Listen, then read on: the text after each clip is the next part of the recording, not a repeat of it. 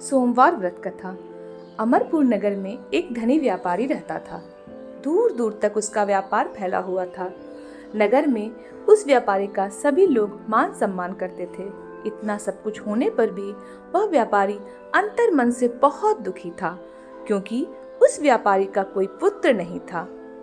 दिन रात उसे एक ही चिंता सताती रहती थी कि उसकी मृत्यु के बाद उसके इतने बड़े व्यापार और धन संपत्ति को कौन संभालेगा। पुत्र पालने की इच्छा से वह व्यापारी प्रति सोमवार भगवान शिव की व्रत पूजा किया करता था। सायंकाल को व्यापारी शिव मंदिर में जाकर भगवान शिव के सामने घी का दीपक जलाया करता था।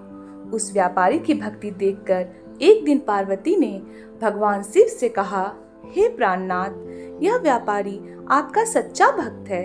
इतने दिनों से यह सोमवार का व्रत और पूजा नियमित कर रहा है।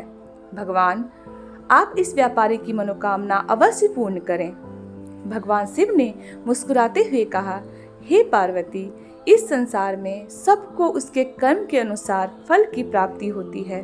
प्राणी जैसा कर्म करते हैं उन्हें वैसा ही फल प्राप्त होता है।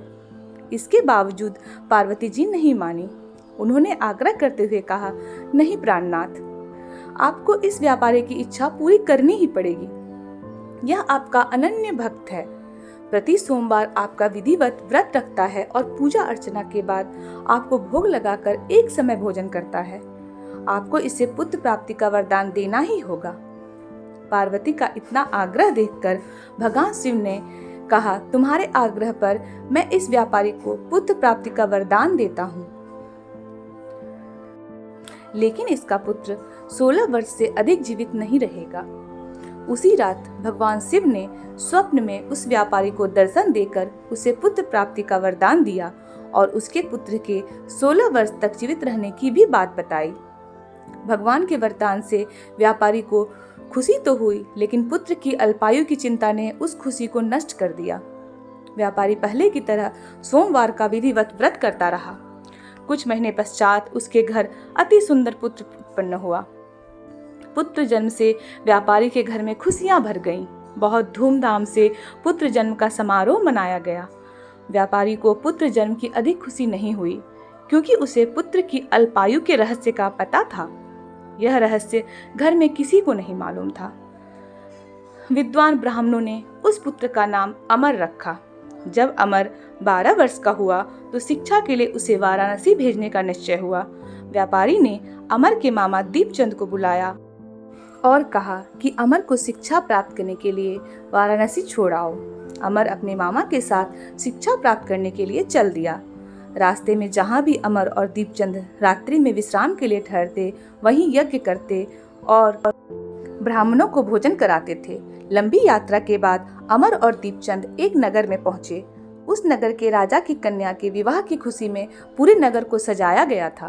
निश्चित समय पर बारात आ गई, लेकिन वर का पिता अपने बेटे के एक आंख से काने होने के कारण बहुत चिंतित था।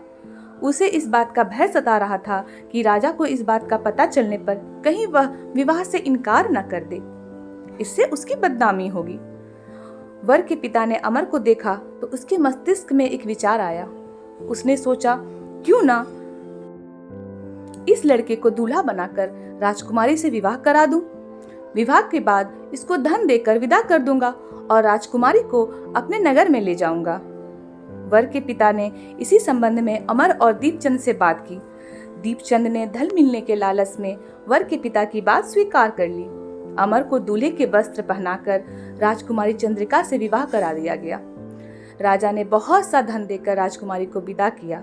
अमर जब लौट रहा था तो सच छिपा न सका और उसने राजकुमारी की ओढ़नी पर लिख दिया, राजकुमारी चंद्रिका, तुम्हारा विवाह तो मेरे साथ हुआ था। मैं तो वाराणसी में शिक्षा प्राप्त करने जा रहा हूँ। अब तुम्हें जिस नवयुवक की पत्नी बनना पड़ेगा वह काना है। जब राजकुमारी ने अपनी ओढ़नी पर लिखा हुआ पढ़ा तो उसने काने लड़के के साथ जाने से इनकार कर दिया। राजा ने सब बातें जानकर राजकुमारी को महल में रख लिया। उधर अमर अपने मामा दीपचंद के साथ वाराणसी पहुंच गया। अमर ने गुरुकुल में पढ़ना शुरू कर दिया। जब अमर की आयु 16 वर्ष पूरी हुई तो उसने एक यज्ञ किया। यज्ञ की समाप्ति पर ब्राह्मणों को भोजन कराया और खूब अन्न वस्त्र दान किए। रात को अमर अपने शयन कक्ष में सो गया। शिव के वरदान के अनुसार शयनावस्था में ही उसके अमर के प्राण पखेरु उड़ गए। सूर्योदय पर मामा अमर को मृत देखकर रोने पीटने लगा। आसपास के लोग भी एकत्र होकर दुख प्रकट करने लगे। मामा के रोने विलाप करने के स्वर समीप से गुजरते हुए भगवान शिव और माता पार्वती ने भी सुने। पार्वती जी ने भगवान से कहा, प्राणनाथ, मुझसे इसके रोने के स्वर सहन नहीं हो रहे, आप इस व्यक्ति के कष्ट अवश्य दूर करें। भगवान शिव ने पार्वती जी के साथ अदृश्य रूप में समीप जाकर अमर को देखा तो पार्वती जी से बोले, पार्वती, यह तो उसी व्यापारी का पुत्र है।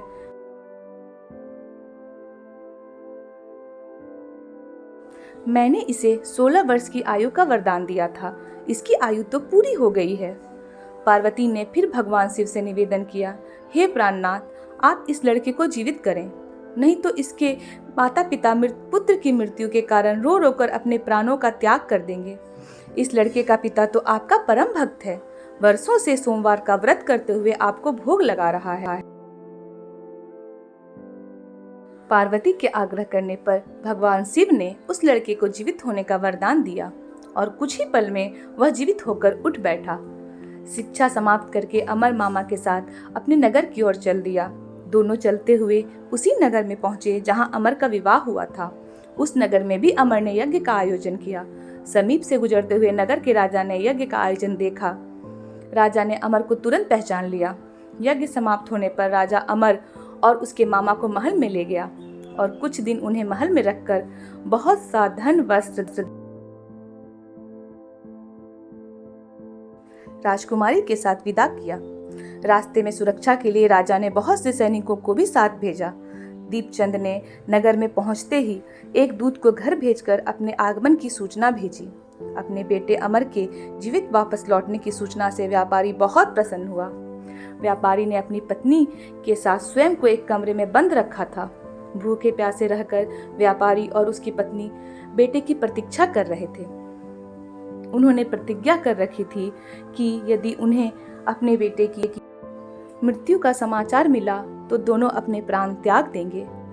व्यापारी अपनी पत्नी और मित्रों के साथ नगर के द्वार पर पहुंचा। अपने बेटे के विवाह का समाचार सुनकर पुत्र वधू राजकुमारी चंद्रिका को देखकर उसकी खुशी का ठिकाना न रहा।